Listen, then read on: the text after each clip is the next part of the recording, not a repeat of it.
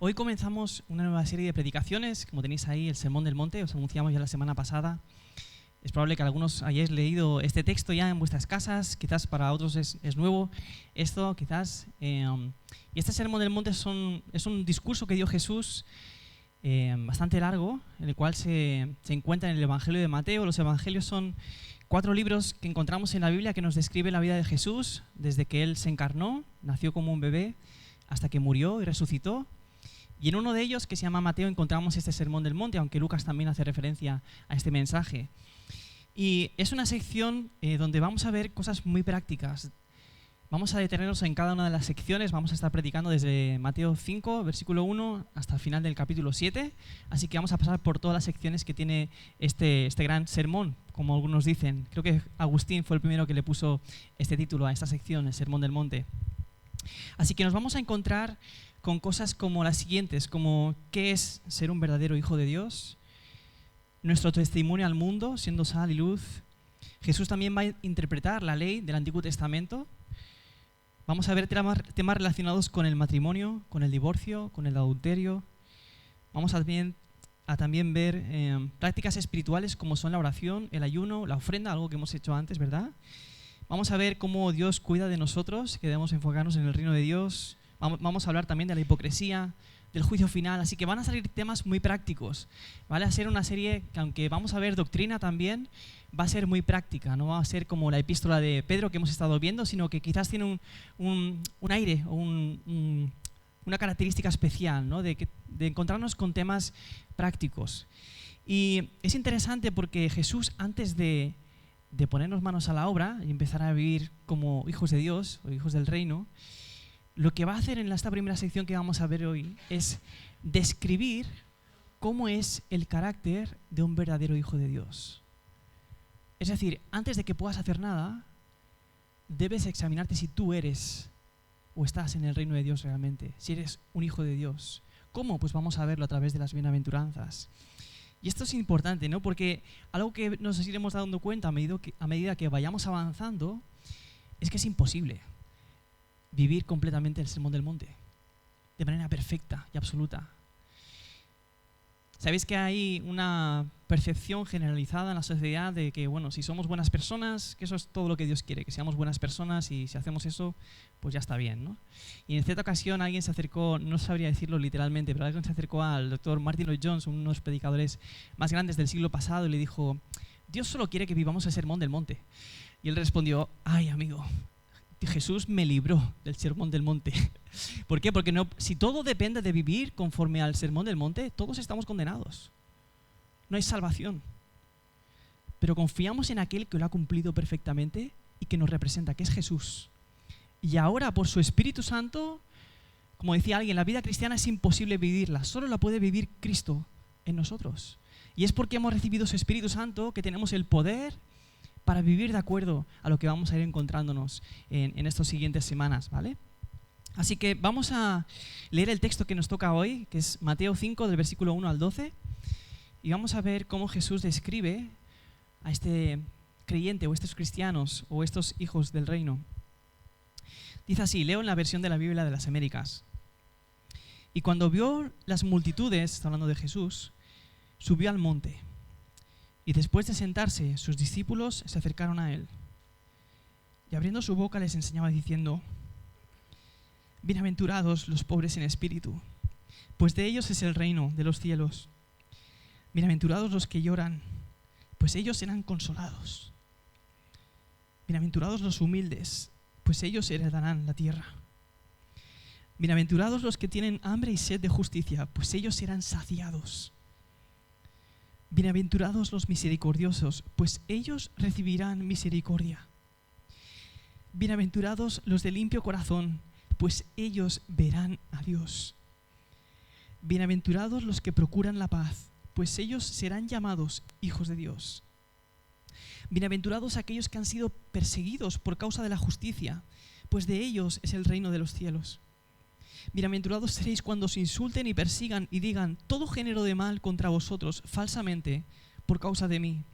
Regocijaos y alegraos, porque vuestra recompensa en los cielos es grande, porque así persiguieron a los profetas que fueron antes que vosotros. Amén. Hasta aquí el texto de hoy. Tenemos aquí en los primeros versículos algo tremendo, ¿no? Porque lo que encontramos haciendo Jesús es, Él está subiendo al monte, ¿no? Y no es que no tiene en cuenta la multitud, sino que ve la multitud, sube al monte, tiene un propósito. El propósito de subir al monte es enseñarles. Fijaos cómo luego Él dice que se sienta. Así es como enseñaban los maestros en aquella época, enseñaban sentados, sus discípulos se ponen alrededor y ahí están también las multitudes. Así que Jesús está adoptando la posición que tenía un maestro.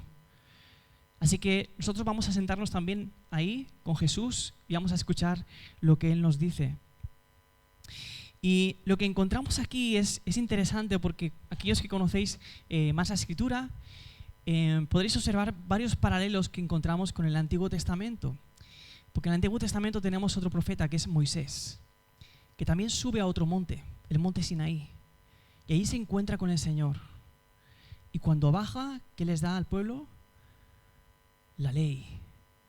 ¿No? Entonces, aquí lo que va a hacer Jesús es lo mismo. Él sube a ese monte y Él va a interpretar la ley de acuerdo con sí mismo, consigo mismo, ¿no? Algo que vamos a ver es la declaración tremenda de yo os digo, lo que significa eso, ¿vale? Pero aquí Jesús está cumpliendo una de las profecías que encontramos en el Antiguo Testamento. En Deuteronomio 18:15 dice: un profeta en medio de ti, de tus hermanos, como yo, te levantará el Señor tu Dios. A Él oiréis. Es decir, que estaba anunciado en el Antiguo Testamento por medio de Moisés que un día iba a llegar un profeta superior a él. Y es a él a quien debían escuchar. No tanto a Moisés, que también, sino a él. Era un profeta diferente. ¿En qué sentido? En que era el profeta, en mayúsculas.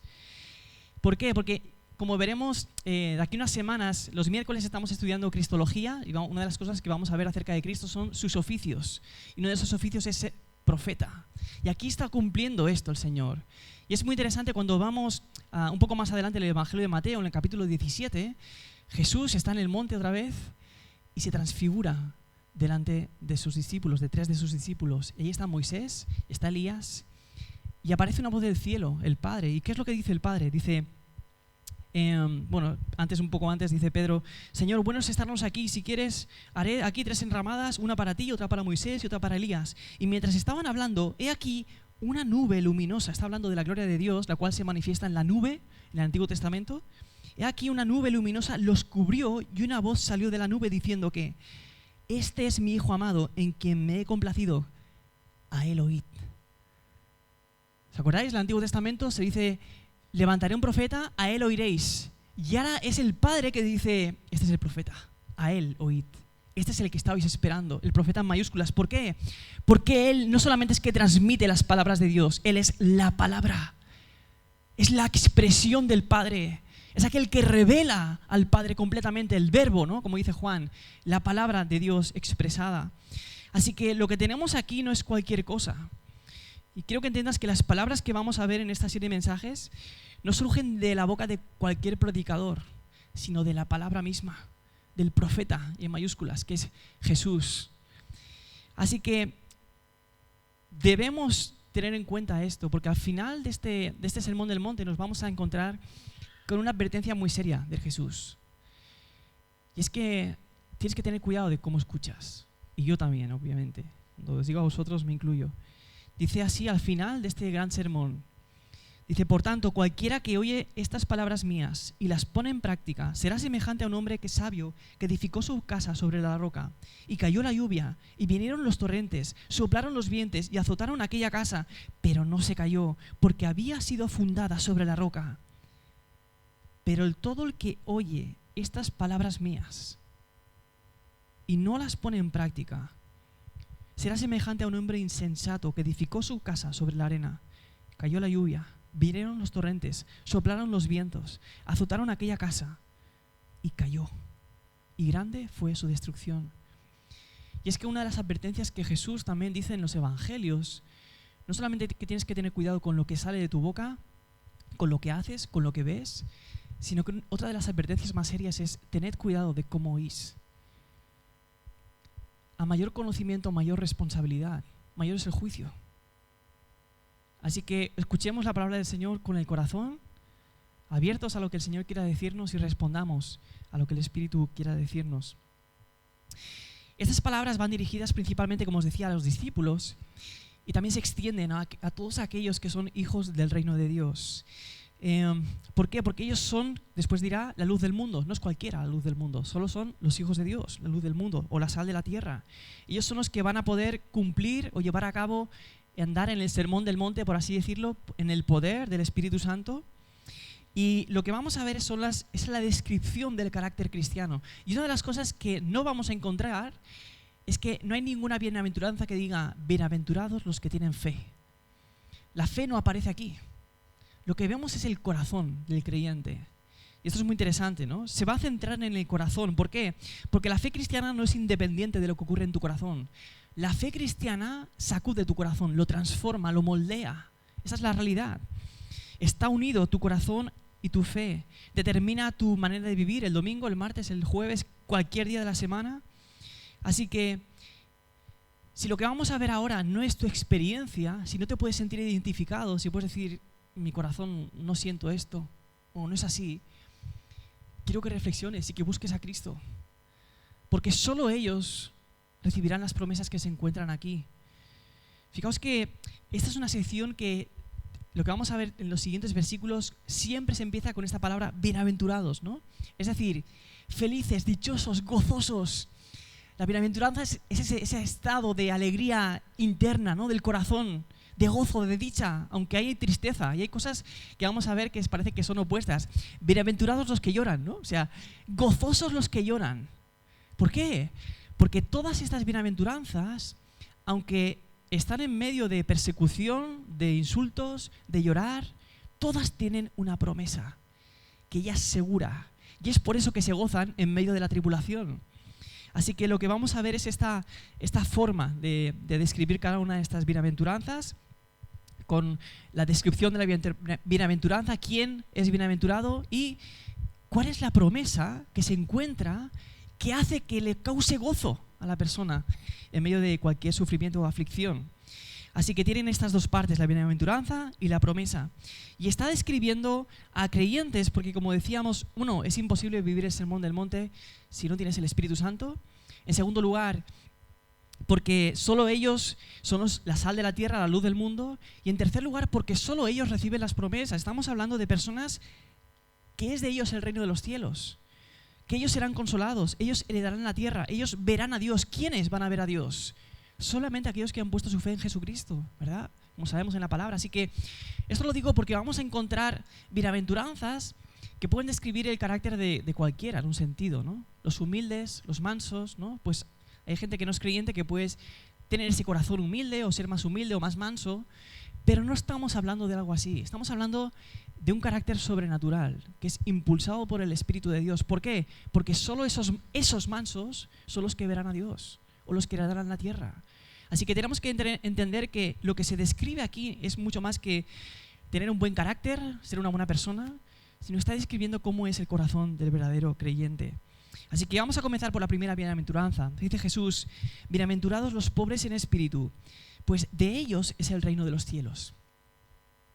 Y es interesante que Jesús comienza con esta bienaventuranza de pobres en espíritu, y es que no es ninguna casualidad que comience por aquí, porque esta es la condición para entrar en el reino de Dios. No se trata de ser personas humildes, como puede entender la humildad del mundo, o personas pobres, que no tienen mucho dinero, que pasan desapercibidos en la sociedad, que no tienen altos cargos, o personas que no alardean de sus logros, que no están constantemente diciendo, ¿has visto lo que he hecho? ¿No? Ni presumiendo. No estamos hablando de ese tipo de humildad. Lo que tenemos aquí es algo diferente. Los pobres en espíritu son los que reconocen que no pueden ofrecerle nada a Dios. Son pobres. Son aquellos que al ver la gloria de Dios y la santidad de Dios son conscientes que su pecado les condena. Y van a Él suplicándole misericordia. Saben que separados de Él recibirán condenación. Así que son aquellos que se postran delante de Dios con las manos abiertas. Son pobres, no tienen nada que ofrecerle, no la pueden comprar la salvación, no la pueden alcanzar. Todo lo que esperan es recibir misericordia. Así que son aquellos que tienen las manos sucias, las ropas rotas quizás también, de sus intentos de vestirse adecuadamente delante de Dios, y renuncian a eso y se presentan tal y como son delante de Dios, sin máscaras. Son aquellos que saben que no hay nada bueno en ellos que merezca o atraiga la compasión de Dios. Son vagabundos espirituales que saben que están fuera de la casa de Dios, en la calle, pidiendo misericordia al Rey para que las deje entrar. Pero es precisamente, son ellos los que reciben misericordia, a los que se les dice, entra, y son recibidos en el reino de Dios por su gracia, su perdón y su misericordia. Y no solamente es que entran al reino de Dios pobres en espíritu, sino que se mantienen así. Esto es interesante. A veces pensamos cuando conocemos al Señor nos humillamos, somos pobres en espíritu, pero Jesús aquí no dice bienaventurados los que se hicieron pobres en espíritu o los que eran, sino los que son. Si tú te has acercado al Señor humildemente, si has pedido, has clamado por misericordia y la has recibido, esa actitud se mantiene a lo largo de tu vida. No significa que no hayan baches, ¿verdad? Significa que sigues siendo pobres en espíritu, porque solo los que son en el presente pobres en espíritu, los que siguen siendo así, son los que van a heredar el reino de los cielos. Y es interesante porque ellos, y solo ellos, dice que entrarán en el reino de los cielos, pero no solamente entrarán. En Mateo, un poco más adelante, en el capítulo 25, 34, se nos dice, hablando del juicio de Dios, cómo ellos, los justos, heredarán la tierra. Dice, entonces el rey dirá a los de su derecha, venid, benditos de mi Padre, heredad el reino que ha sido preparado para vosotros desde antes de la fundación del mundo. Es decir, este reino que van a heredar no es que fue preparado para los ángeles y en último momento Dios pensó, mira, ¿sabes qué? Voy a salvar al hombre y que también ellos disfruten de esto. No, lo que dice es que este reino ha sido preparado para ellos, para los pobres de espíritu. Dios se lo ha preparado para ellos. No solamente es que van a poder entrar, es que van a poder entrar porque ha sido preparado para ellos. Dios les está esperando. Jesús dice así, ¿no? Venid, benditos de mi Padre, os estoy esperando. ¿Quiénes van a heredar eso? Solamente los pobres en espíritu. Los que se hicieron pobres en espíritu y los que se mantienen en esa actitud, pobres en espíritu. Y es por eso que son bienaventurados, porque van a entrar en el reino de los cielos. Porque estaban fuera, pero ahora han entrado. No eran pueblo, pero ahora sí que son pueblo. Estaban en la calle y ahora han entrado en el hogar de Dios. Por eso son bienaventurados, por eso se gozan. Estos son los pobres en espíritu. Solo ellos heredarán el reino de Dios. En segundo lugar, se nos habla también de que estos que heredan el reino de Dios son personas que lloran. ¿No? Dice, bienaventurados los que lloran, pues ellos serán consolados, o los afligidos también. Así que la segunda característica que Jesús da con respecto a este grupo de personas que está describiendo es que son personas que lloran. Ahora, ¿en qué sentido? Está hablando de personas que lloran por cualquier cosa o incluso por no obtener cualquier capricho que ellos desean y lloran como un niño pequeño, o porque están sufriendo como todos podemos sufrir y hay lágrimas, hay muerte alrededor nuestro o sufrimiento. Es esta clase de lágrimas las que está describiendo aquí. Está hablando de aquellos que lloran, que se afligen, que se quebrantan por la evidencia del pecado en sus vidas y de todo aquello que es contrario a la voluntad de Dios. Y es que encontramos en el Nuevo Testamento varias referencias a esto. Por ejemplo, Pablo, cuando habla de los enemigos de la cruz de Cristo, dice que habla con lágrimas. Y lo digo con lágrimas, que son enemigos de la cruz de Cristo. Cuando habla de su pecado, también se nos dice, ¿no?, que él dice, miserable de mí, ¿quién me libertará de este cuerpo de muerte? Está afligido, está cansado de tener que soportar el pecado en su vida, quiere deshacerse de él, llora en ese sentido, se aflige al ver cómo el pecado todavía está tomando batalla, a veces haciendo batalla en su cuerpo. Era una persona que también sufría dolores de parto hasta que Cristo fuera formado en los creyentes. Había una aflicción genuina, real. La explicaba de esta manera, ¿no? Era también alguien que estaba amonestando en Hechos capítulo 20 y lo hace como con lágrimas. Está amonestando a los hermanos con lágrimas. Su deseo es ver la obra de Dios en los hermanos, ver cómo crecen, ver cómo hay salvación entre ellos. Eso es lo que les produce lágrimas, quebranto, aflicción hasta que lo vea. Así que son aquellos que lloran por estas cosas. Aquellos que se lamentan al ver su orgullo todavía, esa lucha en su corazón. O O aquellos que ven su corazón y todavía ven resquicios del rencor, de la falta de perdón y quieren deshacerse de eso y ven que todavía está presente. Son aquellos que no comprenden muchas de las pruebas, de los dolores que están afligiendo su vida, pero que derraman sus lágrimas delante del Señor, como los salmistas. Y no entienden, pero van al Señor.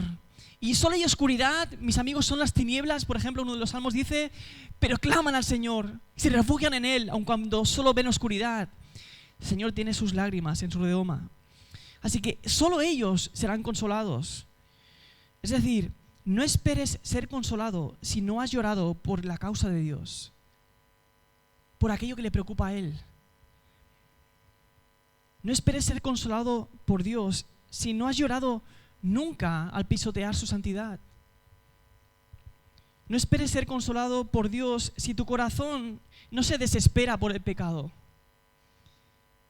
Solo aquellos que aman la santidad de Dios, que desean ver su obra, que derraman lágrimas por esta causa, es que van a ser consolados. Ellos serán consolados.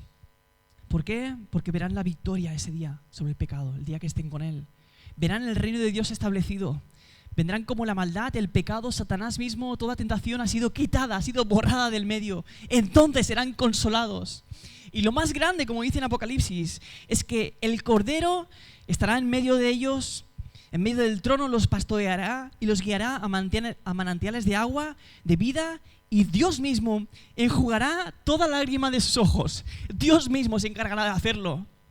Como un padre cuando llora a su hijo y le quita las lágrimas, dice, no llores más. Y habrá un consuelo eterno para siempre. ¿Por qué? Porque todo aquello que la afligía, yo lo he visto cumplido. Ya lo he visto solucionado y lo he visto restaurado. Su reino de Dios establecido. Dios vindicado y glorificado. Hecho el juicio de Dios ya. Dios ha expresado su gloria en su segunda venida. Y ha establecido su reino. Definitivamente. Eso es lo que les consolará. Así que son aquellas lágrimas que se afligen por estas cosas, que tenemos la certeza de que seremos consolados. Y esto es lo que nos produce gozo en esta vida. Son bienaventurados, son gozosos, son dichosos. Porque a pesar de ver lágrimas y dolor, un día verán establecido el reino de Dios y su gloria. Y la alabarán sin que haya pecado en medio que nos estorbe. La siguiente característica se nos habla de los mansos. Dice, bienaventurados los humildes, más correctamente sería decir mansos, pues ellos heredarán la tierra. Y con esto Jesús no se refiere a personas que tienen poca autoestima o que tienen una visión de ellos mismos muy miserable, ¿no? De yo no sirvo para nada, yo no sé para qué valgo. No se trata de este tipo de mansedumbre. ¿Por qué? Porque en el Antiguo Testamento, cuando se describe a Moisés, se nos dice que era el hombre más manso de toda la tierra. ¿Y era alguien apocado, Moisés? Era alguien que estaba siempre diciendo yo no sirvo para nada. Y, al contrario, era un líder. Confrontaba al pueblo de Dios cuando tenía que hacerlo, lo llevaba hacia adelante. ¿Pero qué vemos de él? Fíjate lo que dice en Éxodo 32. Hay un momento que Dios dice, voy a castigar al pueblo de Dios, lo voy a quitar ahí. Y de ti voy a hacer que mis promesas se sigan cumpliendo. Así que voy a borrar a este pueblo. Pero dice Moisés, intercede por el pueblo de Dios. Y dice, pero ahora, si es tu voluntad, perdona su pecado. Y si no, bórrame del libro que has escrito. ¿Sabes? Tú le puedes decir eso a alguien y quedar bien delante de alguien. Pero otra cosa es estar hablando con el Señor mismo y decírselo a Él. Señor, perdona su pecado y si no, bórrame del libro que has escrito. Muestra tu misericordia una vez más. Vindica tu nombre, que los demás pueblos no puedan decir. Los ha librado de Egipto y ahora los va a castigar en el desierto. Va a acabar con ese pueblo porque no ha podido darles la tierra prometida. No, Señor, perdona su pecado y si no, bórrame del libro de la vida. Es decir, aquellos que son mansos son los que se encomiendan a Dios y están dispuestos a sufrir con tal de que Dios sea glorificado. Ese es su deseo. Ese es su único deseo. Son aquellos que no devuelven el mal con el bien. El mal con el bien. Que no ejecutan venganza por sí mismos, sino que se encomiendan a Dios y descansan en su perfecta justicia y soberanía. Son aquellos que lejos de guardar rencor responden con gracia, con amor. Aquellos que aman a sus enemigos, como dirá Jesús después, y oran por ellos.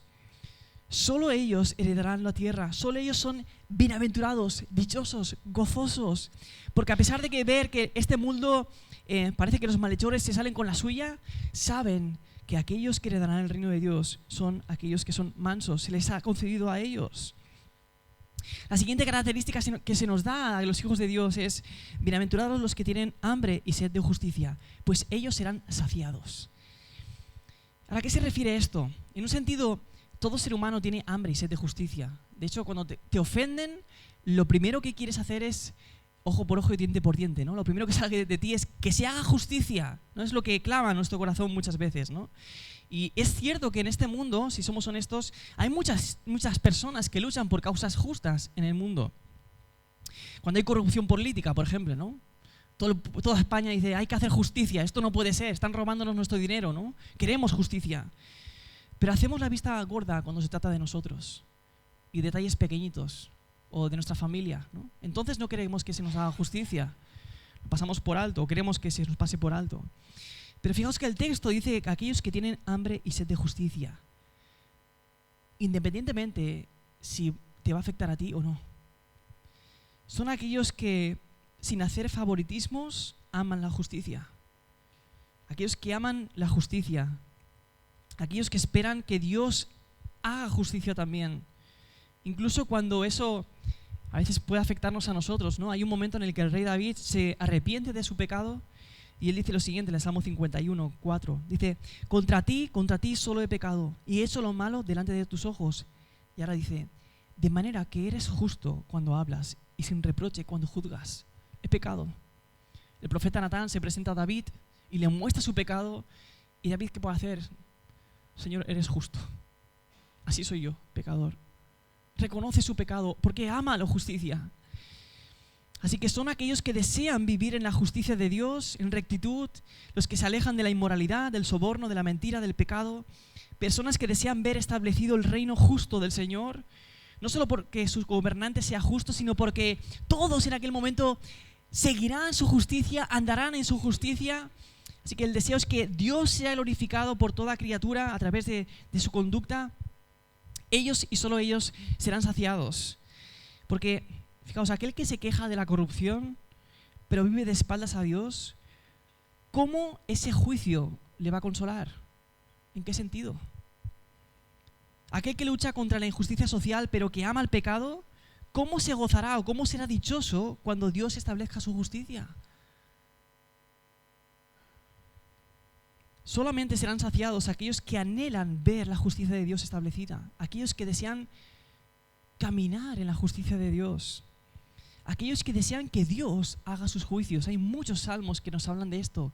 Celebramos los juicios de Dios sobre la tierra. Es decir, si todo esta vida se acaba aquí, los malhechores vencen, los pobres, los más desfavorecidos pierden. Esto es una broma de mal gusto. Pero lo que celebramos como pueblo de Dios es que Él es justo y que Él hará justicia. Ese es nuestro descanso. Y es por eso que en Apocalipsis se celebran los juicios de Dios. Apocalipsis 19, 1 y 2. Dice, después de esto oí como una voz de una gran multitud en el cielo que decía, aleluya, la salvación y la gloria y el poder pertenecen a nuestro Dios, porque sus juicios son verdaderos y justos, pues ha juzgado la gran ramera que corrompía la tierra con su inmoralidad y ha vengado la sangre de sus siervos en ella. Así que esta gran multitud está alabando al Señor, está diciendo, aleluya, por fin se establece la justicia, por fin vas a ejecutar tu justicia. Tienen hambre y sed de justicia y van a ser saciados. Estarán saciados al ver que han sido hechos también ellos mismos justicia de Dios en Cristo Jesús. Que sus ropas, aquellas que estaban manchadas por el pecado, de repente son resplandecientes, ¿no? Que son las obras de los santos, ¿no? Así que aquellos que son declarados justos también, ¿no? Ellos se saciarán al ver con sus propios ojos aquello que ya creemos, que nuestra justicia es Cristo. Es nuestra confianza, nuestra seguridad, nuestro consuelo, pero ese día seremos saciados porque lo veremos. Nuestras ropas serán resplandecientes, ahí estará nuestra justicia, que es Cristo. Le veremos, estaremos en Él. Así que solo ellos, los que tienen hambre y sed de justicia en este sentido, es que van a ser saciados, no otros. La siguiente característica, también se nos habla de los misericordiosos. Bienaventurados los misericordiosos, pues ellos recibirán misericordia. Estos son los que han recibido misericordia de parte de Dios y que por cuanto han recibido esta misericordia y es tan abrumadora, viven respondiendo con la misma misericordia. Es decir, una evidencia de si tú has recibido misericordia si la ofreces. Si tú cantas de la misericordia del Señor, si tú gritas que has recibido misericordia, pero tú no la estás dando, es que no la has recibido.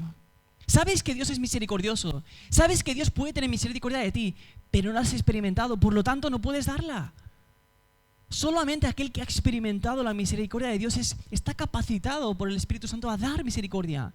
No solamente estamos hablando de cuando hay una persona desfavorecida, pidiendo, por ejemplo, en la calle, seamos misericordiosos, le compremos comida o lo llevamos a nuestra casa. No solamente estamos hablando de eso, estamos hablando también de tener misericordia y compasión hacia aquellos que nos ofenden. Jesús dirá, ¿no? Orad por vuestros enemigos, como decíamos antes, ¿no? O sea, tienes misericordia de aquellos que te están ofendiendo. ¿Por qué? Porque tú sabes que eres el primero enemigo de Dios, que el primero que ha ofendido a Dios eres tú, pero has recibido misericordia. Y eso es lo que te lleva a ofrecerla también. Así que ellos recibirán misericordia. Aquellos que están ofreciendo esa misericordia la recibirán. Ya la hemos recibido, pero la veremos con nuestros propios ojos. Y es por eso que seremos bienaventurados o que somos bienaventurados. También se nos dice que son limpios de corazón. Bienaventurados los de limpio corazón, pues ellos verán a Dios. Y sin duda estas palabras nos recuerdan al Salmo 24, que dice: ¿quién subirá al monte del Señor? ¿Quién podrá estar en su lugar santo? El de manos limpias y el de corazón puro, el que no ha alzado su alma a la falsedad ni jurado por engaño. Así que tiene que ver esta limpieza de corazón, no solamente conocer bien a otros, sino tu corazón, tus motivaciones, lo que deseas, lo que amas, está limpio. Obviamente luchamos con el pecado hasta que Jesús venga, pero son personas a las cuales Jesús ha limpiado su corazón. Se deleitan en la gloria de Dios. No solamente es que, pues voy a predicar y voy a intentar predicar para la gloria de Dios. Obviamente estamos en la alabanza, Señor, esto es para tu gloria. No, es que aman la gloria de Dios. Lo que desean en su corazón es que Dios sea glorificado. Ese es su único objetivo.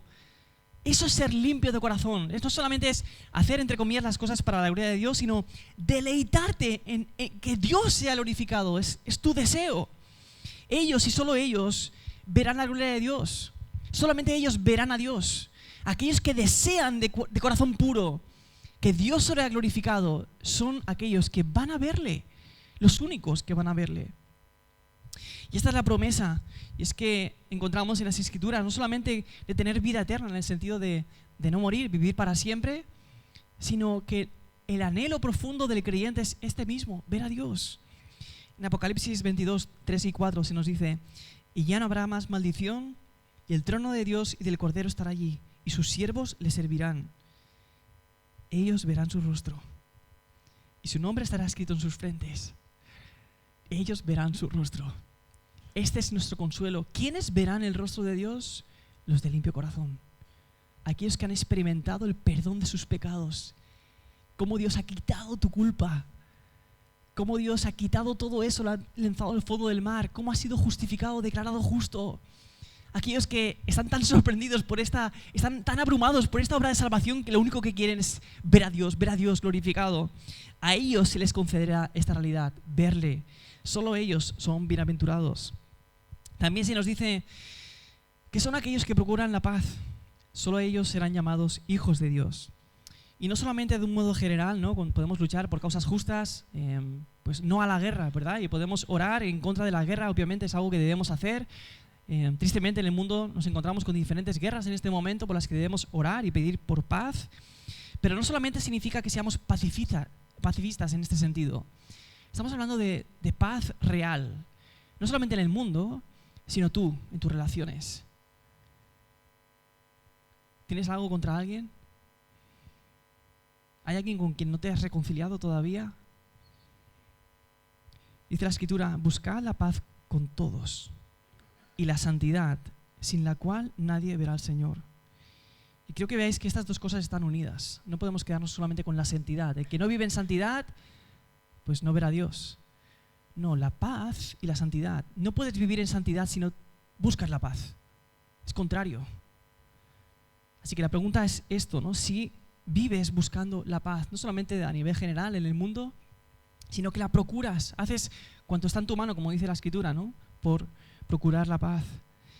Así que solo ellos son aquellos que tienen paz para con Dios, ¿no? Por medio de nuestro Señor Jesucristo. aquellos que se gozan de estar reconciliados con Dios, y esa realidad es la que les lleva a reconciliarse con aquellos que son sus enemigos o que les ofenden o que les han hecho cosas de las cuales todavía pueden sentir sus heridas, ¿no? Pero es por causa de cómo Jesús ha establecido nuestra paz con Dios que nos mueve precisamente a ofrecer esa paz también, o a buscar esa paz. Y por último se nos habla de dos bienaventuranzas que están unidas y conectadas. Dice, bienaventurados aquellos que han sido perseguidos por causa de la justicia, pues de ellos es el reino de los cielos. Y dice, bienaventurados seréis cuando os insulten y persigan y digan todo género de mal contra vosotros falsamente por causa de mí. Así que estas dos bienaventuranzas no podemos verlas separadas, sino también unidas. ¿Por qué? Porque está hablando de una justicia que no es según el mundo.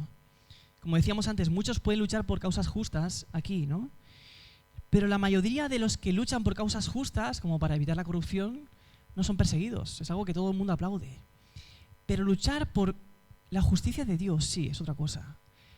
Cuando nos pronunciamos en contra del aborto, en contra de la ideología de género, cuando llamamos a la homosexualidad pecado, aunque lo hagamos con amor, con misericordia, dando la oportunidad para que se arrepientan, seremos perseguidos. Así que la justicia de la que está hablando aquí no es una justicia general, es la justicia de Dios. Eso es lo que te provoca ser perseguido, no otra cosa. ¿Y quién vive de acuerdo a esta manera? Los que creen en Jesucristo por causa de mí, ¿no? Los que os insulten, os persigan por causa de mí. Así que la primera tiene que ver con lo que hacemos y la segunda tiene que ver con lo que creemos, en quién confiamos. Pero estas dos cosas están unidas. Si no confías en Cristo, no vas a obrar su justicia, ni posicionarte en contra de ciertas cosas en la sociedad. No vas a exponerte a ser perseguido. Puedes ser muy evangélico, eso sí, y evitar la persecución, ¿no? Cuando hay cierto tema, pues me callo, no abro la boca y me voy. O puedes luchar por la justicia, con amor, con misericordia, obviamente, ¿no? Mirándote a ti mismo primero, pero queriendo resaltar la justicia, ¿no? Condenar el pecado, a fin de dar oportunidad para arrepentimiento. Sin arrepentimiento no hay salvación. Si lo que queremos es quedar bien delante de la sociedad, nadie se va a convertir. ¿Lo tengamos claro? Es la realidad. Por eso que estas dos bienaventuranzas van unidas. Creer en Jesucristo te lleva a vivir en su justicia, la justicia que aparece aquí, causas justas, como las que he mencionado antes, ¿no? Ellos serán bienaventurados, dice, ¿no? Porque de ellos es el reino de los cielos, es de ellos, es para ellos. Ellos son los herederos de ese reino. Y Jesús acaba diciendo, ¿no? Regocijaos y alegraos, porque vuestra recompensa en los cielos es grande. Vais a sufrir aquí, sí. Vais a sufrir persecución, sí. ¿Os van a insultar? Sí. ¿Van a decir cosas falsas? ¿Mentiras contra vosotros por causa de mí? Sí. Pero lo que dice es regocijaos y alegraos, porque vuestra recompensa es grande. Y sabéis, esto es lo mismo que le ocurrió a los profetas, está diciendo Jesús. Estáis siguiendo sus pasos, no es un camino diferente, no es una sorpresa. Eso es lo mismo que les pasó a los grandes profetas en el Antiguo Testamento. Elías tuvo que huir, ¿no? Lo mismo ocurre con aquellos que buscan la justicia, que por causa de Cristo están sufriendo. Ellos, no solamente de ellos es el reino de los cielos, sino que ahí les espera una gran recompensa, ¿no? No solamente recompensa, sino gran recompensa. Por eso, en medio de la persecución, son bienaventurados, porque saben que la tienen. De hecho, su sufrimiento es una evidencia de que va en camino al cielo, va en camino a la ciudad celestial, ¿verdad? A su hogar verdadero. Así que esta es la descripción que Jesús nos da de los hijos del reino. A partir de la semana que viene veremos qué son ellos, qué deben hacer con respecto al mundo, cómo deben comportarse en ciertas ocasiones. Y vamos a ver el actuar, por así decirlo, de estos hijos del reino. Pero la pregunta es, ¿estas bienaventuranzas te describen a ti o no? Obviamente no todos estamos al 100%, no somos santos en el sentido absoluto, hemos sido santificados por Cristo. Pero aquellos que han nacido de nuevo experimentan estas bienaventuranzas. Tienen ganas de que Dios haga justicia. Tienen ganas de verse revestidos con la justicia de Cristo con sus propios ojos. Anhelan ver la gloria de Dios. Anhelan ser saciados. Recibir misericordia. O sea, son ellos. ¿Esto te describe a ti o no? Debes tomar una decisión. Si no te describe a ti, si no puedes verte reflejado en esto, aunque, como digo, no somos perfectos, si no se ha despertado esto, necesitas volver al principio. Bienaventurados los pobres en espíritu, pues de ellos es el reino de los cielos. Así que la invitación para ti es: humíllate delante de Dios y Él te exaltará. Arrepiéntete, confiesa tus pecados, vuélvete al Señor. Todo aquel que le busca será encontrado, ¿no? Dios se dejará encontrar por ellos. Así que no tengas ninguna duda, todos estábamos ahí fuera, como aquel mendigo pidiendo, ¿no?, en la calle, pero Dios nos rescató de ahí. No éramos pueblo, pero ahora somos pueblo. No habíamos recibido misericordia, pero ahora hemos recibido misericordia. Hemos entrado en este reino, que no solamente, como decía, ahí está ahí apartado y, bueno, pues sí, ahora podéis entrar, sino que ha sido preparado para ti, para todos aquellos que se hacen pobres en espíritu. Así que sigamos esta enseñanza de Jesús, ¿no? Está en juego mucho, está en juego nuestra eternidad, está en juego el cumplimiento de todas estas promesas: ser saciado, heredar el reino de Dios, ver a Dios. Todo esto solo lo alcanzarán aquellos que tienen este carácter. Dios transforma nuestros corazones. ¿Os acordáis de aquella serie que estuvimos haciendo el año pasado, ¿no? Siempre que Dios salva, transforma. Gracias, Alonso. Esa es la realidad. No hay una fe genuina sin una verdadera transformación. No la existe. No está dividido. La fe cristiana es: Cristo vive en mí. Esa es la realidad. Que he creído en el Hijo de Dios y ahora vivo por la fe. Y Él vive en mí. Y lo digo, el cual se entregó a sí mismo por mí, me amó, se entregó por mí. Cristo vive en mí. Esa es la evidencia. Así que es posible que creas que el Evangelio es verdad, pero lo estás experimentando, has sacudido tu corazón, está moldeando tu carácter al que encontramos aquí. Por otro lado, aquellos que ya hemos nacido de nuevo, ¿no?, que pertenecemos a este reino, cuando vemos estas bienaventuranzas y las repasamos, vemos que fallamos todavía, ¿verdad? Y nos sacude, nos hiere leer ciertas cosas. Porque decimos: Señor, todavía tienes que trabajar tanto en mí, en este aspecto, ¿verdad? ¿Y qué es lo que nos puede motivar a vivir de esta manera? Pues como siempre, mirar el Evangelio, mirar a Cristo. Si hay alguien que fue pobre en espíritu, ese fue Cristo, que siendo igual a Dios, no estimó ser igual a Dios como cosa que aferrarse, sino que se despojó a sí mismo, haciéndose semejante a los hombres. Y ya siendo en forma de hombre, se humilló hasta la muerte, y muerte de cruz. Él renunció a su riqueza para que nosotros, por medio de su pobreza, lleguemos a ser ricos. Así que la manera de ser pobre de espíritu no es intentar crear una emoción en tu corazón con los ojos cerrados, no, es mirar a Cristo. Mira lo que ha hecho Él, contémplale, el Rey de la Gloria humillado. Si alguno lloró con lágrimas, que fue afligido, varón de dolores, como es descrito, es Jesús. Él estuvo dispuesto a ser afligido, sufrir por llevar tu pecado, aun cuando eso le hizo experimentar la agonía en Getsemaní y la separación del Padre en la cruz, clamando: Dios mío, ¿por qué me has desamparado? Si alguno fue manso de corazón, ese es Jesús. Lo vimos en la serie que estuvimos haciendo acerca de Pedro, quien cuando le ultrajaban, no respondía ultrajando. Cuando padecía, no amenazaba, sino que se encomendaba a aquel que juzga con justicia. Y Él mismo llevó nuestros pecados en su cuerpo sobre la cruz, a fin de que muramos al pecado y vivamos a la justicia, porque por sus heridas fuisteis sanados. De hecho, Jesús describe su corazón de esta manera: manso. Así soy yo. No es que al hacerse hombre Él se hace manso, no, es que Él es así. Aprended de mí, que soy manso y humilde de corazón. Él se acerca a los pecadores. Si alguien tiene hambre y sed de justicia, ese fue Cristo, que estuvo dispuesto a beber la copa de la ira de Dios hasta el final.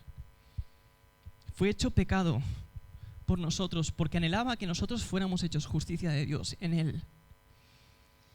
Y la prueba de que quiso hacerlo, quería estar saciado de justicia, era esto mismo, la cruz. Si hay alguien que ha sido misericordioso con nosotros, es Cristo. Él es lento para la ira y grande en misericordia. Si hay alguien que tiene el corazón limpio, el único es Cristo, sin pecado. Si hay alguien que ama la paz, que la ha buscado, es Cristo, quien nos han reconciliado con Dios. Y ahora, habiendo sido justificados por la fe, tenemos paz para con Dios. ¿Por medio de quién? De nuestro Señor Jesucristo. Si hay alguien que ha sido perseguido por causa de la justicia hasta la muerte, torturado por los romanos, crucificado, ese es Cristo.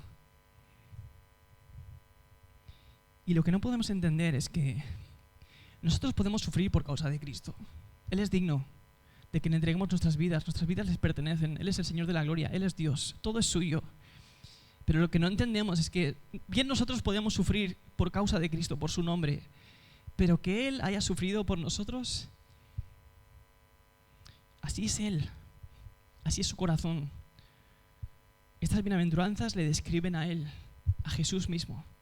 Así que si quieres crecer en este carácter, si quieres que Dios siga trabajando en tu corazón, mira a Jesús y encuentra en todas estas bienaventuranzas a Cristo. Y si todavía no lo has conocido, de nuevo, te invito a que vayas a Él. Bienaventurados los pobres en espíritu. Te gozarás. Sentirás dicha en tu corazón, alegría. Quizás saltes en la calle de alegría cuando nadie te ve o te da igual que te vean. Pero será tan real la experiencia de su perdón, de su salvación, que entonces conocerás lo que significa esto. Bienaventurados, dichosos, gozosos.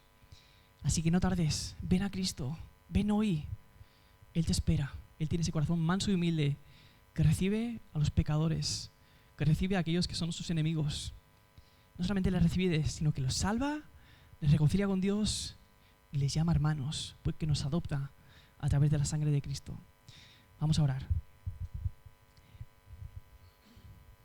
Estábamos cantando antes, Señor, que hermosa es tu verdad. Y es así. Pero también sabemos que tu palabra es poderosa.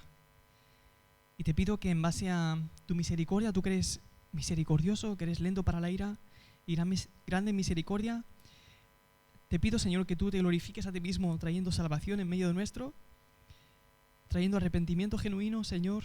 No permitas que los corazones duros sigan endureciéndose, Señor. Te pido que, para la gloria de tu nombre, tu palabra obre como un martillo que despedaza la roca. Te pido, Señor, que podamos ver personas quebrantadas, Señor, que conocen a Jesús como su Salvador, que gritan, Jesús me ha salvado. Señor, trae vida de entre los muertos. Señor, y aquellos que ya te conocemos, te pedimos que seamos limpiados, restaurados por tu palabra, que tú podes a tu pueblo, Señor, para que siga creciendo. Y no solamente que dé fruto, sino que dé mucho fruto. Así que, Señor, queremos exponernos a tu palabra. Sabemos que estas palabras vienen del profeta, de la palabra encarnada, y que aquellos que escuchan y que obedecen serán como esa casa que permanece firme. Pero que aquellos que escuchan y no obedecen, Señor, serán como esa casa que es destruida. Así que, Padre, ayúdanos a cimentar nuestra vida sobre la roca, sobre Cristo, a fin de que pase lo que pase, ya sea que lloremos, que seamos perseguidos, seamos bienaventurados, porque nuestra vida está segura, está escondida en Cristo Jesús. Así que, bueno, Padre, te pido que tú hagas tu obra por medio de tu poder, pero que la hagas, Señor, por favor. La necesitamos. En nombre de Jesús. Amén.